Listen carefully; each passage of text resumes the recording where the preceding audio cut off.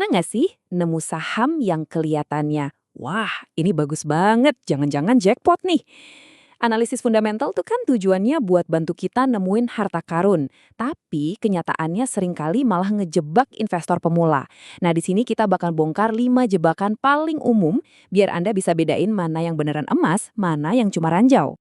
Coba deh bayangin skenario ini. Anda lagi riset, terus nemu satu saham dengan rasio PE atau price to earnings yang rendah banget. Pikiran pertama kita pasti, wah ini murah banget. Tapi pertanyaannya, apakah Anda baru aja nemu berlian tersembunyi atau justru lagi jalan masuk ke perangkap? Nah, pertanyaan inilah inti dari semua analisis fundamental yang cerdas. Godaan buat cari jawaban instan dari satu angka aja, kayak PE ratio tadi, itu yang membawa kita langsung ke jebakan pertama. Cuma fokus ke satu metrik.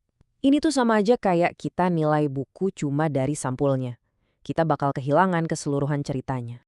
Kesalahan paling umum, ya itu tadi, terlalu jatuh cinta sama rasio PE.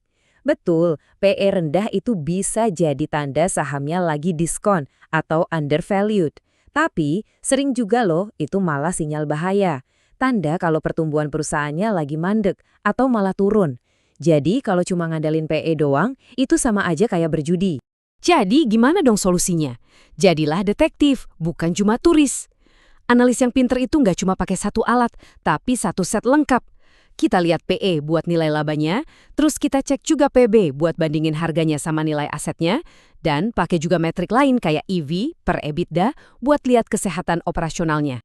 Jangan pusing dulu sama istilah kayak EV/EBITDA.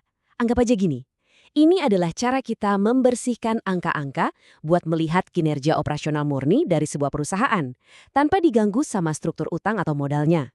Nah, ini bikin perbandingan antara satu perusahaan dengan yang lain jadi jauh lebih adil. Jebakan lain yang masih satu kategori ini adalah terlalu percaya sama angka laba per saham atau EPS.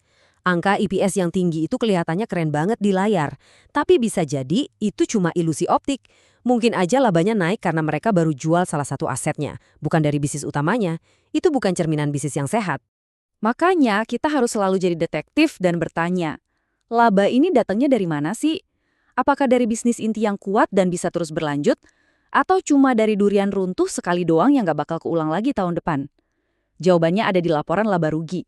Dan itu yang nentuin kualitas laba yang sesungguhnya. Oke, sekarang kita masuk ke jebakan kedua. Dan yang ini penting banget. Disinilah bedanya antara analis amatir dan yang udah berpengalaman. Yaitu, paham bedanya antara laba dengan uang tunai. Nah, ini nih banyak banget yang kejebak di sini.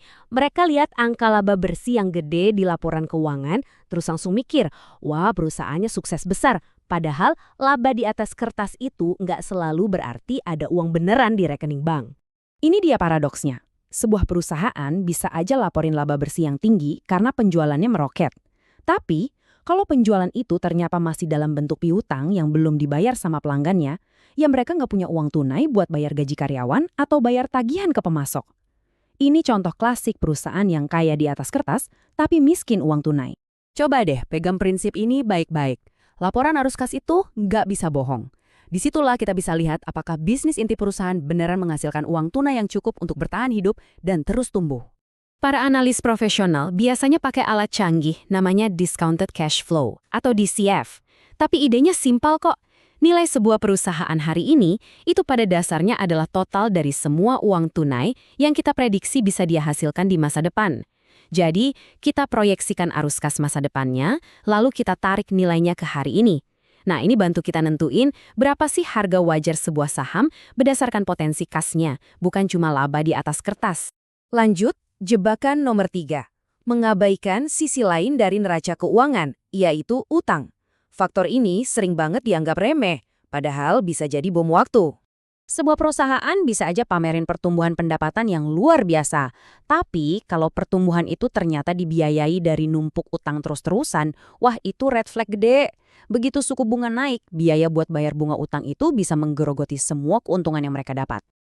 Terus apa dong yang harus kita cek? Pertama, lihat rasio utang terhadap ekuitas atau DER, buat tahu seberapa besar perusahaan bergantung sama utang. Kedua, dan ini penting banget, cek rasio cakupan bunga. Ini jawab satu pertanyaan simpel. Laba operasional perusahaan cukup nggak sih buat nututin biaya bunganya?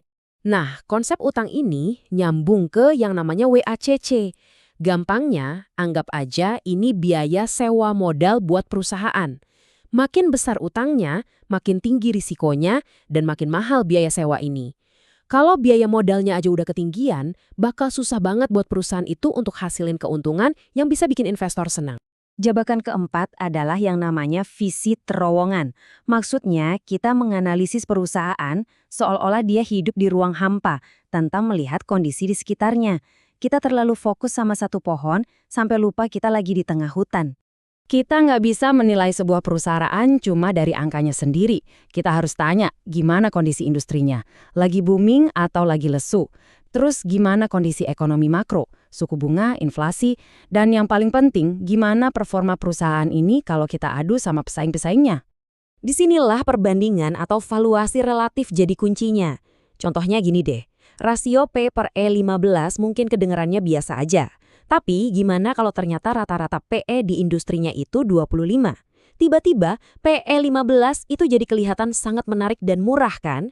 Ini bukti bahwa konteks adalah segalanya. Dan jebakan terakhir yang mungkin paling krusial adalah lupa kalau perusahaan itu nggak dijalankan oleh spreadsheet dan angka, tapi oleh manusia.